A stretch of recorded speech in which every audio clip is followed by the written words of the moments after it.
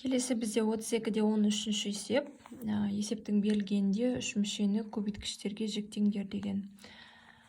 Оны қалай жіктейміз? Бізде мына үш мүше деп аталады, біз өткенбіз. Осыны жіктеуіміз қажет. Үшеуіне ортақ санды мен жақшан сыртына шығарып жіберемін. Үшеуіне ортақ сан ол бізде 5. 5-ті жақшан сыртына шығарып жіберейік. Сонда бізде не қалады? Х квадрат. Мына 20х-тен 5-ті шығарып жіберсем 4х қалады. Қосылған, мына жерден 5 шығып кетсе 4 қалады. Енді жақшаның ішіндегі өрнек бізде қысқаша көбейту формуласына келеді. Екі өрнектің қосындысының квадраты деген. Соған саламыз. Сонда х плюс 2-ның квадраты күйінде қалады. Яғни мына қысқаша көбейту формуласымен ашсам, мына жақшаны, менде мынандай өрнек шығады. Ал ол жақшаны ашатын болсам, 5-ті жақшаның ішіндегі әр санға көбейтіп шықсам, менде мына өрнек шығады. Біз осылайша көбейткіштерге жіктейміз. Келесісіне қарайық. Келесісіне де дәл солай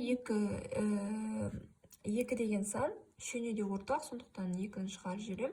Сонда менде х квадрат азайтылған 6х қосылған 9 деген өрнек қалады жақшаның ішінде. Жақшаның іші өзі қысқаша көбейту формуласына келіп тұр. Сонда бізде х азайтылған 3-дің квадраты деген өрнек пайда болады. Яғни мен мына жақшаны қысқаша көбейту формуласымен ашсам, менде мына өрнек шығады, ал оны сыртында 2-ні жақшаның ішіндегі әр санға, әр айнымалы көбейтіп шықсам, менде мына өрнек шығады. Үшіншісінде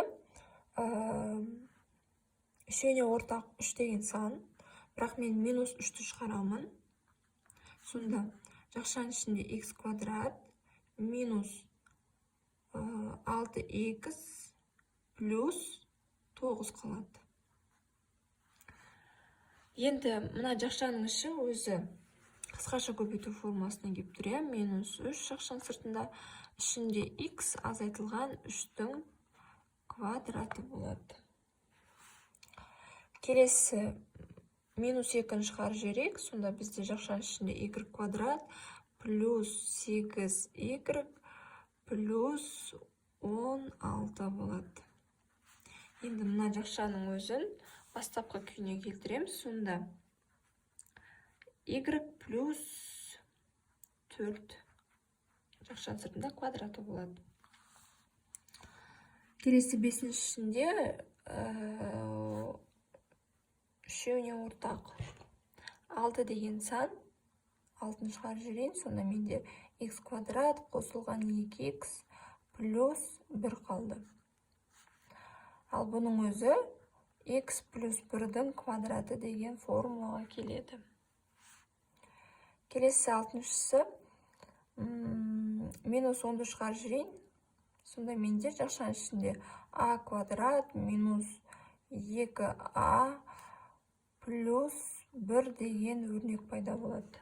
Ал оны тағы жіктейтін болсам, минус 10 жақшаның ішінде а минус 1-дің квадраты болады. Осылайша жіктейміз.